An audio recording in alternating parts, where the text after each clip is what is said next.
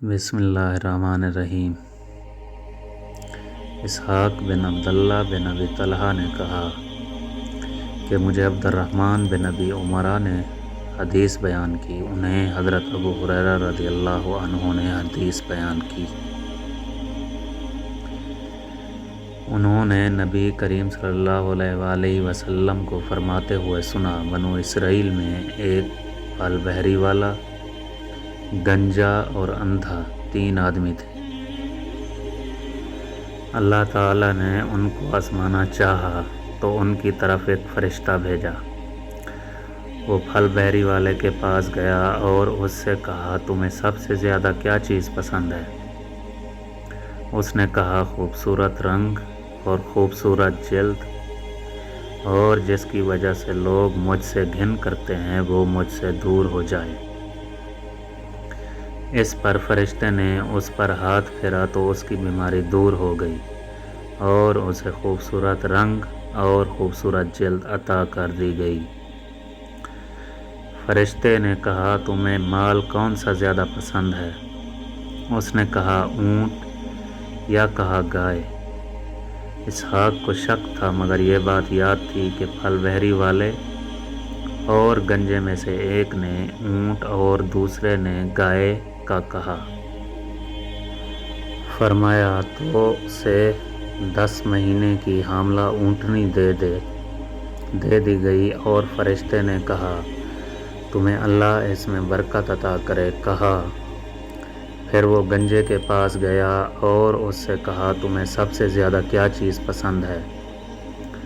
اس نے کہا، خوبصورت بال، اور یہ بیماری مجھ سے دور ہو جائے جس کی بنا پر لوگ مجھ سے نفرت کرتے ہیں۔ تو فرمایا، فرشتے نے اس پر ہاتھ پھیرا تو اس کی بیماری دور ہو گئی اور اسے خوبصورت بال عطا کر دیے گئے۔ فرشتے نے کہا، تمہیں کون سا مال زیادہ پسند ہے؟ اس نے کہا، گائے، اور اسے ایک حاملہ گائے دے دی گئی۔ فرشتے نے کہا، اللہ تعالیٰ تجھے اس میں برکت عطا کرے۔ فرمایا، پھر وہ اندھے کے پاس آیا اور اس سے پوچھا، تمہیں سب سے زیادہ کیا چیز پسند ہے؟ اس نے کہا، اللہ تعالیٰ میری بصارت لوٹا دے تاکہ اس کے ذریعے سے میں لوگوں کو دیکھ سکوں۔ کہا، تو اس نے اسے ہاتھ پھیرا تو اللہ تعالیٰ نے اس کی بینائی اسے لوٹا دی۔ اس نے پوچھا، تمہیں کون سا مال سب سے زیادہ پسند ہے؟ تو اس نے کہا، بکریاں۔ تو اسے ایک گابھن بکری دے دی گئی۔ ان دونوں اونٹنی اور گائے کے بھی بچے ہوئے اور اس بکری کے بھی بچے ہوئے۔ فرمایا، اس پھل بحری والے کی اونٹوں سے بھری ایک وادی ہو گئی، اس گنجے کی گایوں سے بھری ایک وادی ہو گئی، اور اس اندھے کی بکریوں سے بھری ایک وادی ہو گئی۔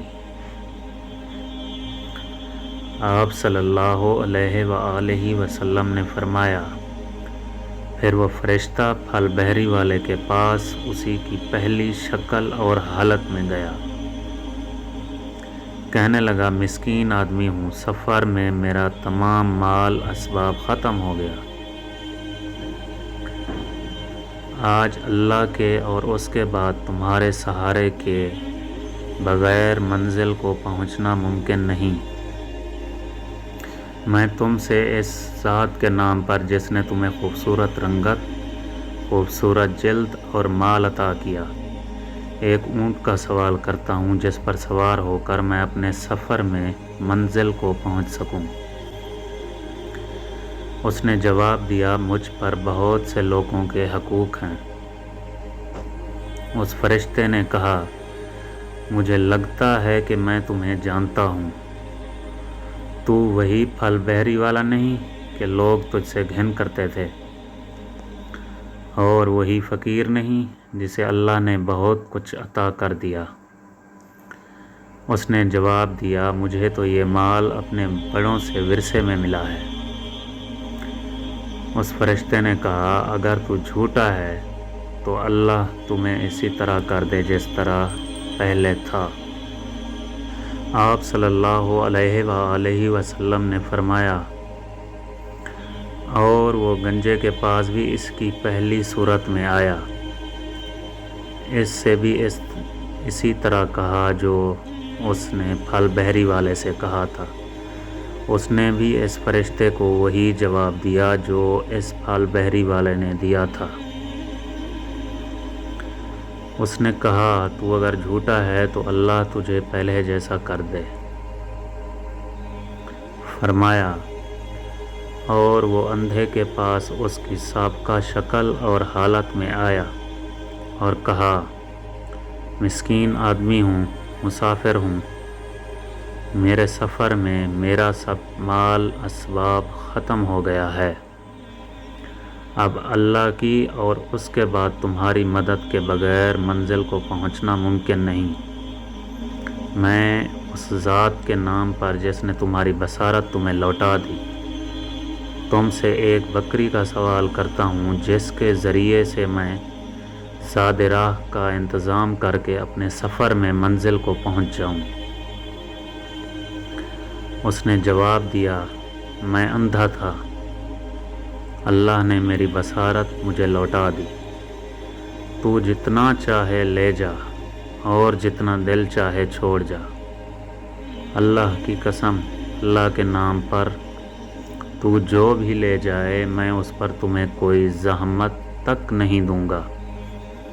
اس فرشتے نے کہا، اپنا مال سنبھال لے، تم سب کا امتحان لیا گیا تھا، تمہیں اللہ کی رضا سے نوازا گیا اور تمہارے 2 ساتھیوں پر غضب نازل کیا گیا۔